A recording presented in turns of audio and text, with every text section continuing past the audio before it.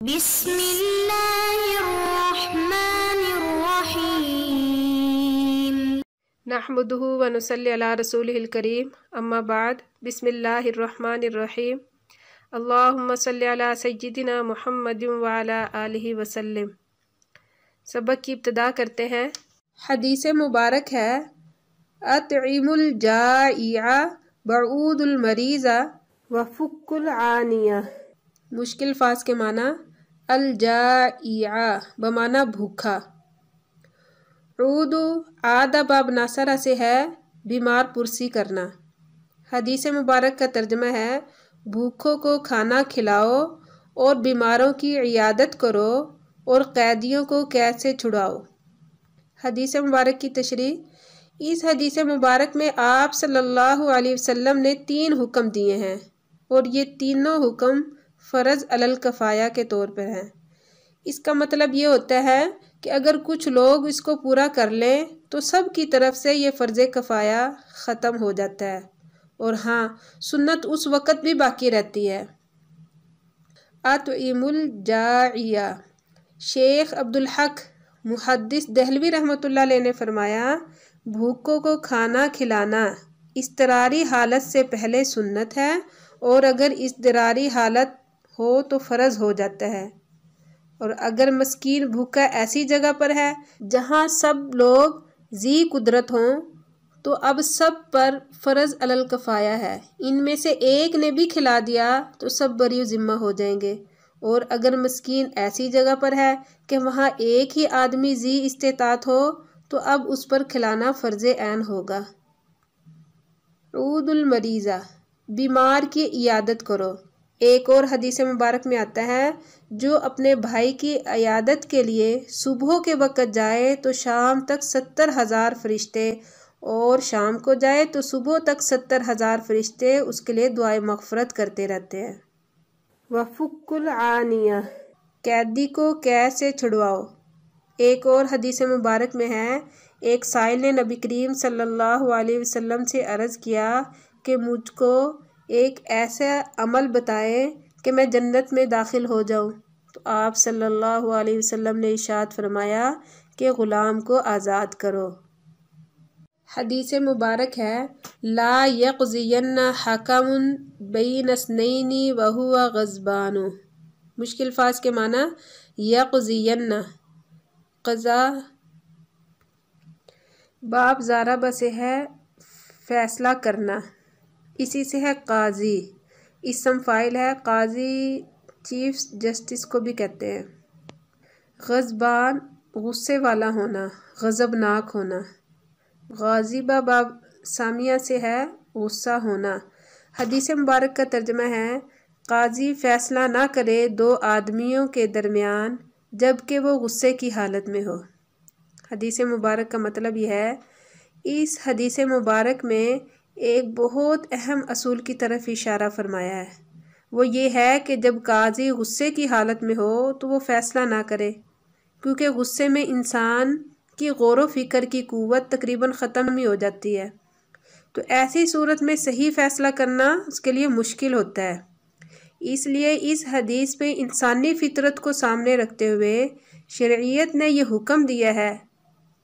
اس حدیث پر علماء نے ان حالات کو بھی قیاس کیا ہے جس میں انسان کے حواس پوری طرح قابو میں نہیں ہوتے اور دماغ پوری طرح حاضر نہیں ہوتا، مثلاً سردی، گرمی یا بھوک پیاس یا بیماری۔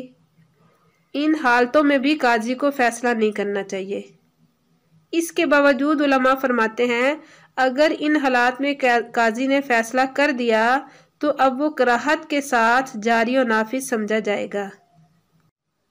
حدیث مبارک ہے ایاک والتنعم فإن عباد اللہ لیسوا بالمتنعمین۔ مشکل الفاظ کے معنی التنعم ناز و نعمت کی زندگی بسر کرنا۔ حدیث مبارک کا ترجمہ ہے تم ناز و نعمت کی زندگی سے بچتے رہو کیونکہ اللہ کے بندے ناز و نعمت میں زندگی بسر نہیں کرتے۔ حدیث مبارک کا مطلب یہ ہے کہ ناز و نعمت کی زندگی سے بچنا چاہیے۔ دین کا جوہر جفا کشی ہے اور اس میں کمال مجاہدے سے حاصل ہوتا ہے۔ جس قدر آدمی مجاہدہ کرتا ہے اسی قدر دین میں کمال حاصل ہوتا ہے، جو آخرت میں درجات عالیہ کا ذریعہ ہے۔ یہ انسان کا مقصد ہے دنیا میں آنے کا۔ حضور اقدس صلی اللہ علیہ وسلم سے کسی نے پوچھا من اکیس الناس ومن احزم الناس، کہ کون سب سے زیادہ سمجھدار اور محتاط آدمی ہے؟ تو آپ صلی اللہ علیہ وسلم نے فرمایا اکثرہم استعدادا للموت، کہ جو سب سے زیادہ موت کی تیاری کرنے والا ہے۔ ظاہر ہے یہ سب مجاہدہ عبادت اور ریاضت سے حاصل ہوگا، اور یہ ناز و نعم اس مقصد اصلی کے حصول میں رکاوٹ بنیں گے، کیونکہ تنعم کا مفہوم نفسانی خواہش کی تکمیل میں زیادہ سے زیادہ اہتمام و انصرام کرنا ہے، بہت زیادہ دنیاوی لذتوں اور نعمتوں کے درمیان رہنا، اور کھانے پینے اور طبیعت و نفس کی مرغوبات کا حریص ہونا۔ حاصل یہ ہے کہ راحت طلبی، تن آسانی کی چیزوں میں پڑنا اور عیش و عشرت کی زندگی اختیار کرنا فاجر، غافل، نادان، جاہل لوگوں کا خاصہ ہے، کیونکہ مومن تو عابر السبیل ہے، اس کے پاس اتنا وقت کہاں ہے کہ اتنی خواہشات کو پورا کرتا پھرے۔ وہ اپنی تمام تر خواہشات اپنے مقام پر چھوڑتا ہے اور اپنی ضرورت میں تھوڑے پر گزارا کرتا ہے۔ اس کی مثال تو اس شخص کی طرح ہے جس کو مدت معینہ کے لیے سونے کی کان میں چھوڑا جائے کہ جتنا نکالو تمہارا ہے۔ اب اس کے پاس اتنا وقت کہاں کہ اپنے آرام، کھانے پینے کو دیکھے، بلکہ یہ تو سونا نکالنے میں لگا رہے گا، آرام تو بعد میں ہی کرے گا۔ اسی طرح آخرت کی تیاری کرنے والے کے پاس کہاں ہے فرصت اتنی کہ دوسری چیزوں میں وقت ضائع کرے۔ اس لیے حضور صلی اللہ علیہ وسلم نے فرمایا ان البزازۃ من الایمان، کہ سادگی ایمان میں سے ہے۔ اس لیے آپ صلی اللہ علیہ وسلم نے بلا وجہ کی پرتکلف زندگی سے بچنے کا حکم فرمایا ہے۔ حدیث مبارک ہے لا تسبوا الاموات فانہم قد افضوا الی ما قدموا۔ مشکل الفاظ کے معنی الاموات میت کی جمع ہے بمعنی مردہ، مات باب ناصرہ سے بمعنی مرنا، افضوا باب فعال سے ہے بمعنی پہنچانا۔ حدیث مبارک کا ترجمہ ہے مردوں کو برا مت کہو کیونکہ وہ پہنچ گئے اس چیز کی طرف جو انہوں نے آگے بھیجی۔ اس حدیث مبارک سے معلوم ہوتا ہے کہ مردے کی غیبت کرنا بھی حرام ہے۔ مولانا ادریس رحمۃ اللہ علیہ فرماتے ہیں مردہ اب اللہ کے پاس پہنچ گیا، اللہ چاہے تو اس کو معاف کر دے یا چاہے عذاب دے، بندے کے لیے مناسب نہیں ہے کہ اس کے بارے میں کچھ جسارت کرے۔ امام غزالی رحمۃ اللہ علیہ نے فرمایا مردے کی غیبت زندہ لوگوں کی غیبت سے کہیں زیادہ سخت ہے، کیونکہ زندہ آدمی سے تو معافی بھی مانگی جا سکتی ہے مگر مردہ سے تو معافی مانگنے کا سوال ہی نہیں پیدا ہوتا۔ اس وجہ سے بعض علماء نے یہ مسئلہ لکھا ہے کہ اگر مردے کو غسل دینے والا کوئی برائی دیکھے، مثلا چہرے یا بدن کا سیاہ ہو جانا معاذ اللہ، تو اس کو بھی لوگوں کے سامنے بیان کرنا حرام ہے۔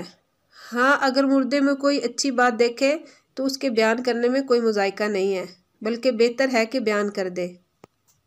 ملا علی قاری رحمۃ اللہ علیہ فرماتے ہیں جن کفار کا انتقال کفر کی حالت میں ہوا ہو، مثلا ابو جہل، ابو لہب، فرعون، قارون وغیرہ، تو ان کی برائی کرنے میں کوئی حرج نہیں، اور جن کے بارے میں شک ہو کہ وہ دنیا سے کفر کی حالت میں گئے یا ایمان کی حالت میں، تو اس حال میں بھی اس کی برائی کرنا جائز نہیں۔